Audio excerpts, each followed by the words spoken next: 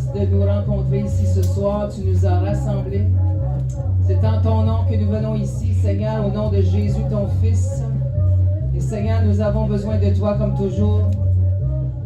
Et nous accueillons ta capacité, nous accueillons ton onction, nous accueillons ta grâce ce soir pour accomplir le ministère que tu nous demandes d'accomplir. Je prie, Seigneur, que dans toute faiblesse que j'aurai, que ta puissance se manifeste au travers du canal imparfait que je suis.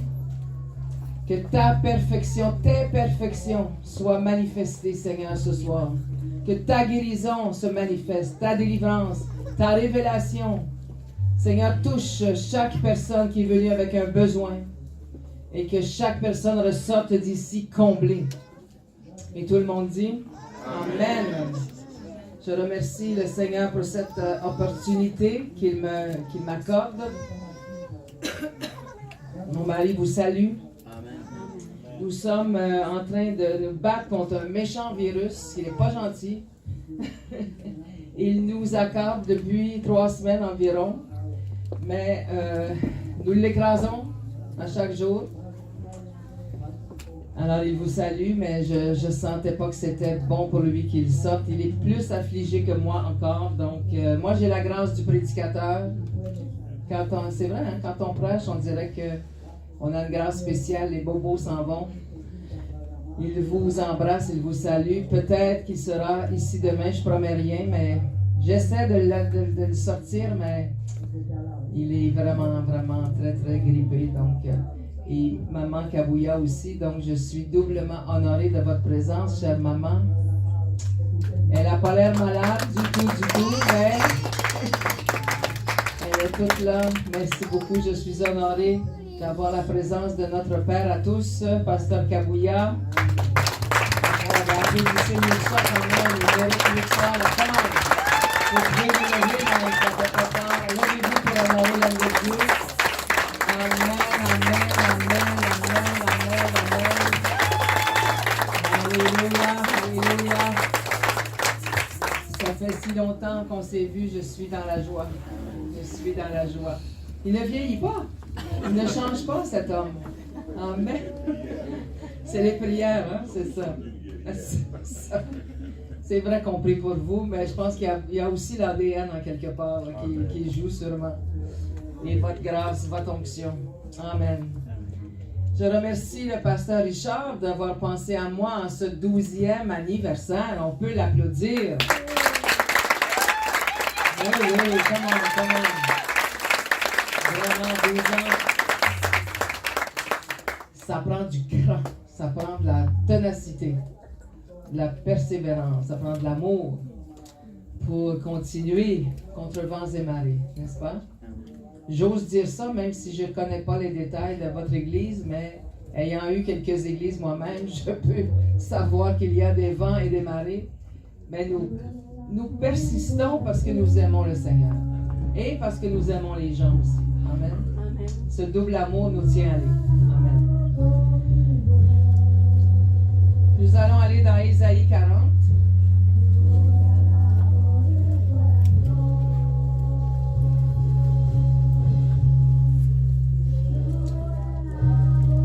Quand le pasteur m'a donné le thème de cette convention, j'étais béni. Parce que ce texte fait partie de mes médicaments, fait partie de ma pharmacie. Est-ce que tu as une pharmacie spirituelle? C'est bon d'avoir quelques textes et de les garder comme dans une espèce de pharmacie. Comme à la maison, par exemple, tu as Tylenol, tu as un anti-inflammatoire, tu as des choses, tu as une petite trousse de secours. Est-ce que quelqu'un a ça à la maison? Tout le monde a ses petits médicaments préférés. Une pommade si tu te blesses quelque part ou bon. Et moi, je vais vous dire franchement, Ésaïe 40 fait partie de mes médicaments spirituels préférés depuis très longtemps. La première fois où le Seigneur m'a donné ce texte, j'avais 28 ans à peu près. Je m'en souviens. Ça veut dire que ça fait 40 ans de ça. Il y a des gens qui veulent savoir mon âge, tu peux calculer, déjà tu vas avoir une bonne idée. un contexte où j'étais affligée par qu'est-ce qu'on appelle aujourd'hui le syndrome de fatigue chronique. Et j'avais aussi l'anémie pernicieuse. Ça veut dire que ton sang est très, très pauvre en fer. Et donc, plusieurs fois par jour, je disais, « Ah, je suis fatiguée, comment je vais faire, Seigneur, je suis fatiguée. » J'avais 4 petits garçons en bas âge. Alors, vous pouvez vous imaginer la turbulence dans la maison. Vous pouvez vous imaginer je ne pouvais pas me permettre d'être fatiguée. Et un jour, le Seigneur m'a guidé vers ce passage. Et le Seigneur m'a demandé de commencer à le lire à haute voix et à l'apprendre par cœur. Pour ensuite, une fois que je le savais par cœur, le confesser souvent et le prendre comme un médicament contre la fatigue. J'étais rendu au point où les médecins voulaient me faire une transfusion de sang. Tellement mon fer était bas, je ne pouvais pas prendre de médicaments de vitamines de fer parce que ça me faisait des ulcères d'estomac. Et j'étais intolérante à plusieurs médicaments, donc le seul médicament qui me restait, c'était ce texte-là. Il y a des textes qui sont vraiment médicamentés. Médicamenté. Alors, celui-là, c'est vraiment un médicament. C'est pourquoi je te parle de ce petit témoignage que j'ai. Et à un certain moment donné, les médecins ont fait d'autres prises de sang et je n'avais plus d'anémie. Et je n'avais plus cette fatigue spirituelle, physique, émotionnelle que j'avais sur moi, que je traînais depuis longtemps. Parce que j'ai pris ce médicament spirituel. Je lisais ce texte plusieurs fois, 2-3 fois par jour. Je l'ai appris par cœur, je le connais par cœur. Et on va le lire ensemble ce soir, d'accord? À partir du verset 27. Et comme je vous ai dit hier, remplacez Jacob, Israël, par ton nom personnel. As-tu un nom? Quel est ton nom? Dis ton nom au moment où nous allons lire ce texte, d'accord? Pourquoi dis-tu? Je t'entends pas. Faut parler plus fort que nos amis à côté. Pourquoi dis-tu? Pourquoi dis-tu? Ma destinée est cachée devant l'Éternel, mon droit passe inaperçu devant mon Dieu. Autrement dit, tu es en train de dire au Seigneur, mais Seigneur, tu ne me vois pas, tu ne sais pas que j'existe, tu ne réponds pas à mes prières, mais qu'est-ce qui se passe? Est-ce que tu m'ignores? Est-ce que je suis sur la tablette? Ma destinée est-elle cachée devant toi? Mon droit a passé inaperçu. Autrement dit, mon héritage, ce qui m'appartient. Mais c'est où? Mais qu'est-ce que tu fais, Seigneur? Nous attendons si souvent que Dieu agisse alors que le Seigneur attend après nous. C'est à nous de prendre nos outils, c'est à nous de prendre nos armes, c'est à nous de prendre la parole de Dieu. C'est à nous d'avaler notre médicament et de prendre un grand verre d'eau. Le médecin va te prescrire quelque chose, mais il ne va pas venir te mettre des antibiotiques dans ta bouche. C'est à toi d'avaler, c'est à toi de prendre. Ne le sais-tu pas, ne l'as-tu pas appris? C'est le Dieu d'éternité, l'Éternel, qui a créé les extrémités de la terre. Quelle que soit ta situation extrême ce soir, je veux te dire que le Dieu des extrémités va toucher ta situation extrême. J'aimerais un encouragement de temps en temps. J'aimerais un amen de temps en temps.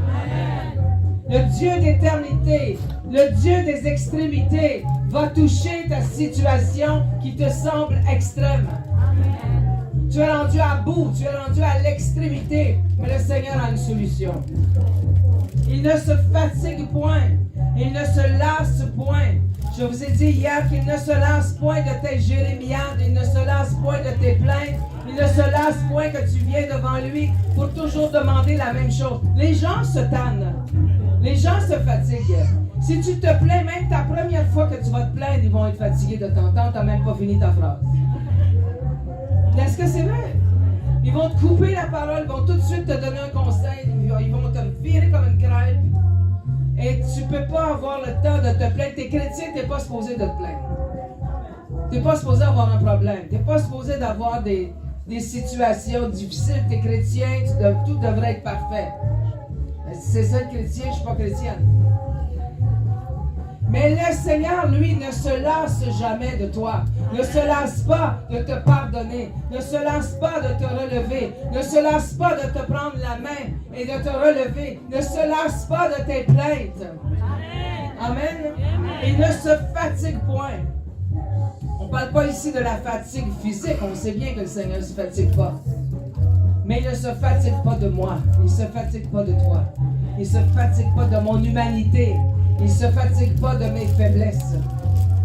Mais les gens autour, qu'est-ce que tu veux, c'est comme ça. Moi-même, des fois, je suis fatigué des faiblesses des autres.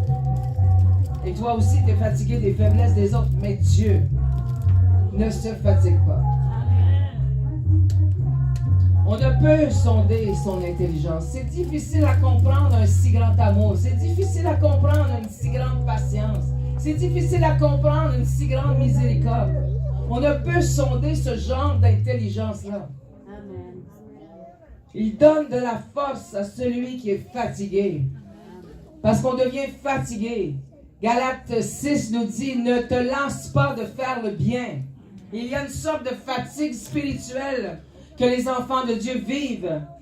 Nous devenons fatigués de pardonner, fatigués d'aimer inconditionnellement, sans jamais avoir rien en retour. On devient fatigué de lire la Bible, fatigué de la méditer, fatigué de prier chaque jour, fatigué d'aller à l'église. Nous avons été attaqués d'une sorte de fatigue spirituelle, frères et sœurs.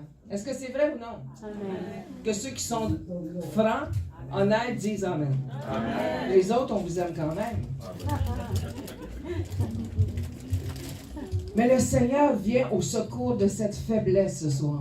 Il nous a rassemblés pour nous bénir. Il nous a rassemblés pour nous délivrer. Il nous a rassemblés pour nous éduquer, pour nous sortir de la tromperie du mensonge.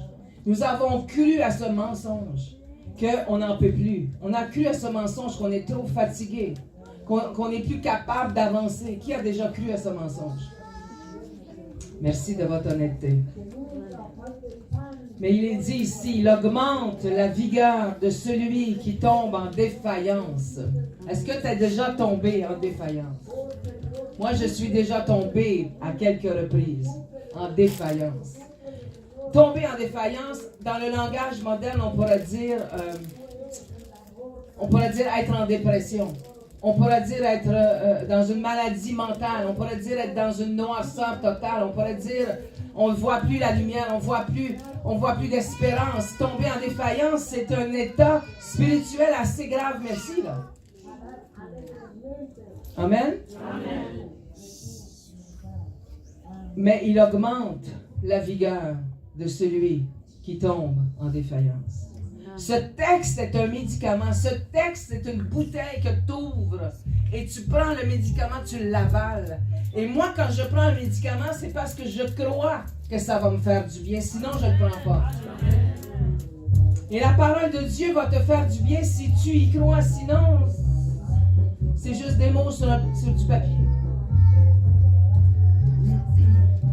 Les adolescents se fatiguent et se lassent. Et les jeunes hommes chancellent. Je ne sais pas si tu as déjà eu des ados dans ta maison, des adolescents. Ils sont toujours fatigués. Tu leur demandes quelque chose, ils sont tout le temps fatigués. Et nous qui sommes plus âgés, on dirait qu'on a plus d'énergie qu'eux, bien souvent. Des fois, je disais à mes garçons, suivez-moi pendant une semaine, vous ne serez pas capables. Vous avez 30 ans de moins que moi, puis vous auriez de la difficulté à me suivre. Parce que, à cause de cette parole de Dieu qui me suit depuis 40 ans. C'est pour ça, c'est pas parce que je suis meilleur. C'est pas parce que je suis en parfaite santé. C'est pas parce que je suis né avec beaucoup d'énergie, non. Au contraire. Au contraire, j'ai une défaillance à ce niveau. C'est pourquoi je dois m'accrocher à Dieu encore plus que n'importe qui, parce que je sais très bien que je suis faible. Et parce que je sais que je suis faible, je m'accroche à sa force. Alors je suis forte, mais pas dans ma force. Je suis forte dans sa force. Amen. On peut dire Amen, quelqu'un, s'il vous plaît. Amen. Alléluia. Paul dira, C'est dans ma faiblesse que sa puissance s'accomplit. Je suis souvent faible au niveau des relations interpersonnelles. Je suis souvent faible au niveau il me semble que mon puits est vide. Et c'est ça qu'on appelle l'épuisement. Quand ton puits est vide. Et même les chrétiens font souvent de l'épuisement. Pourquoi? Parce qu'ils omettent de remplir leur puits. Si tu ne remplis pas ton puits par sa présence, par la louange, par la communion avec lui, par une discussion avec lui, une conversation avec lui, ton puits va se vider. Et c'est là qu'on fait de l'épuisement. Aujourd'hui, on a des termes pour ça, hein? Un burn-out. Je suis brûlé.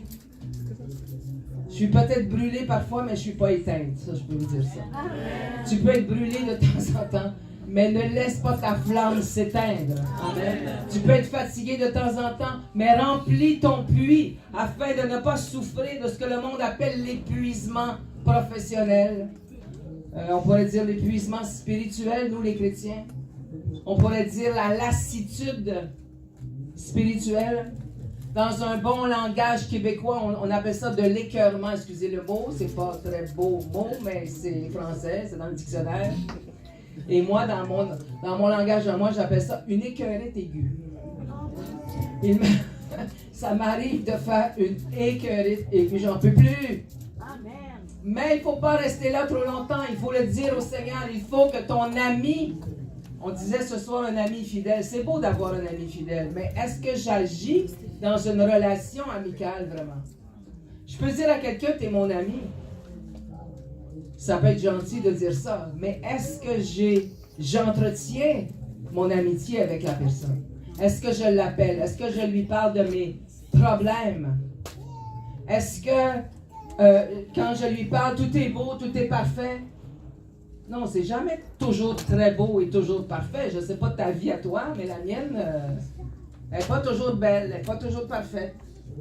Je ne vais pas étaler mes problèmes partout, mais si je dis à quelqu'un, t'es mon ami, ben, je vais lui parler quand même de mes choses qui vont pas bien, si c'est vraiment mon ami.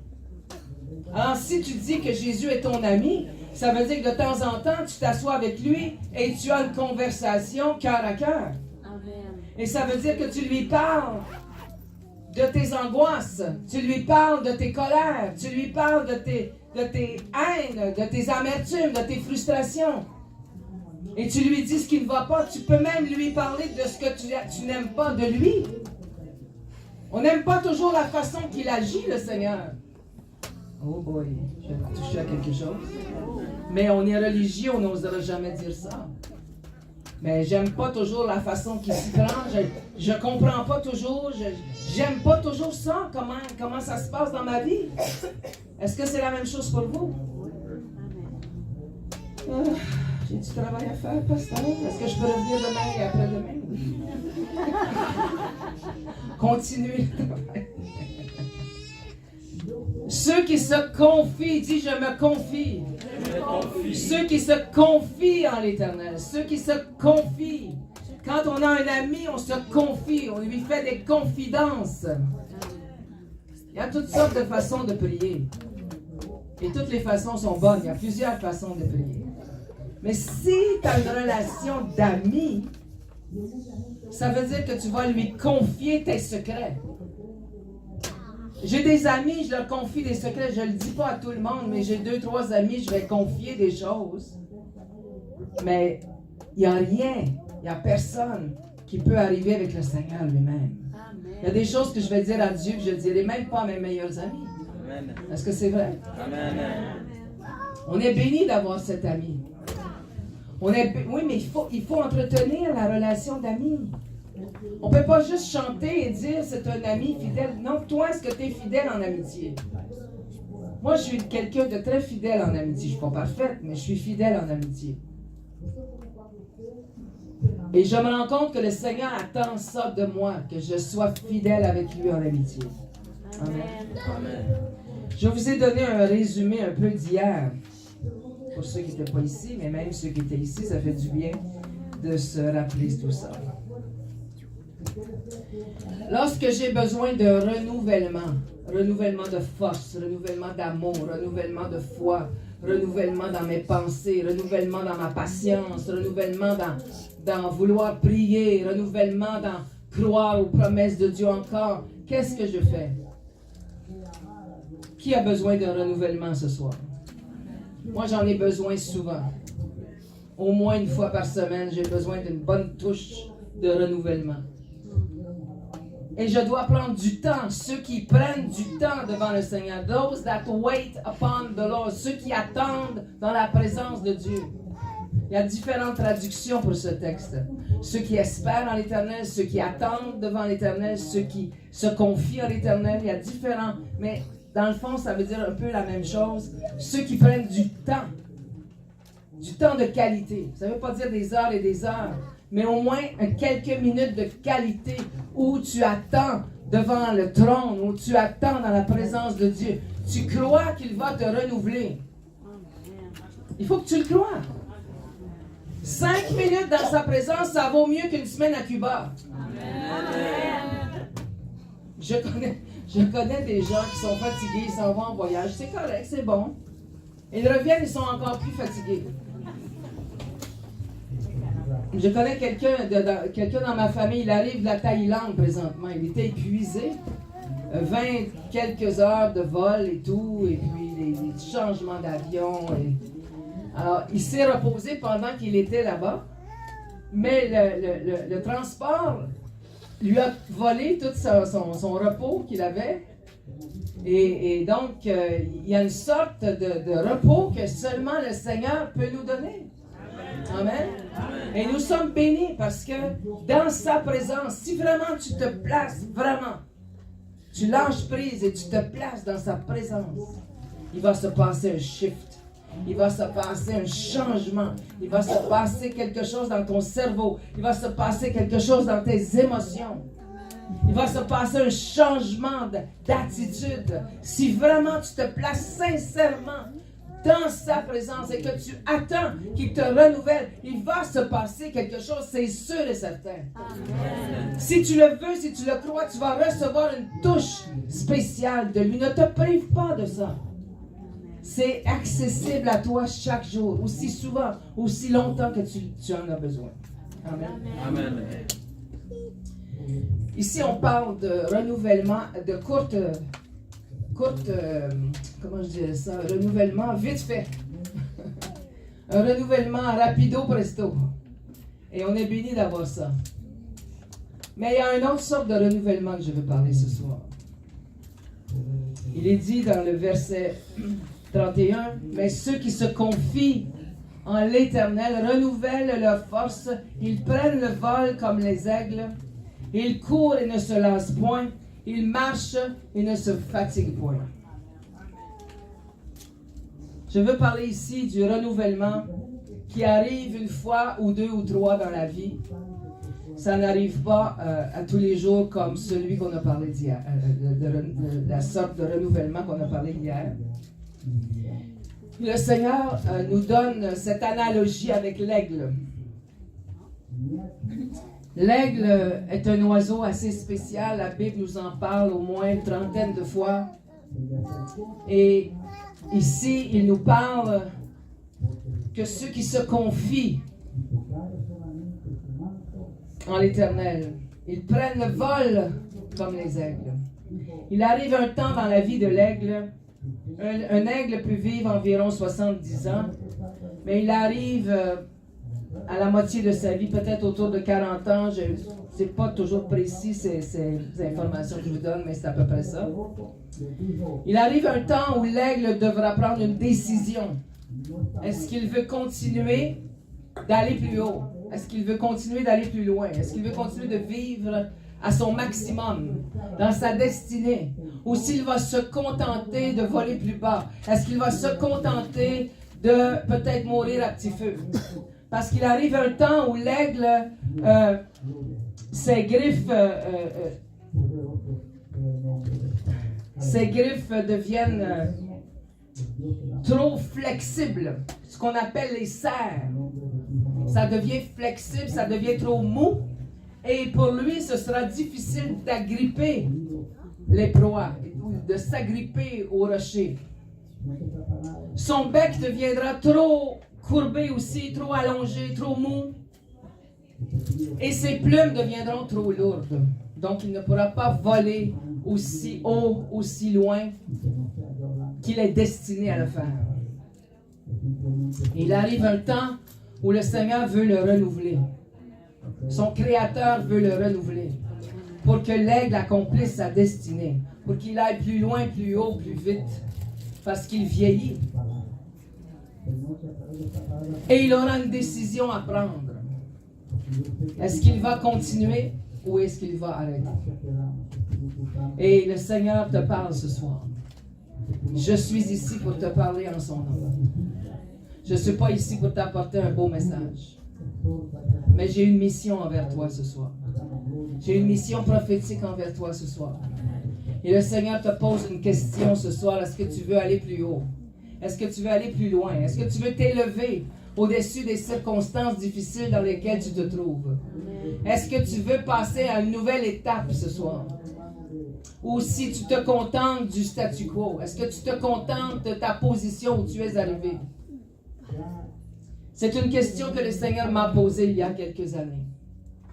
Il y a 5 ans, j'ai perdu un fils. Ce fut un deuil très, très difficile pour moi.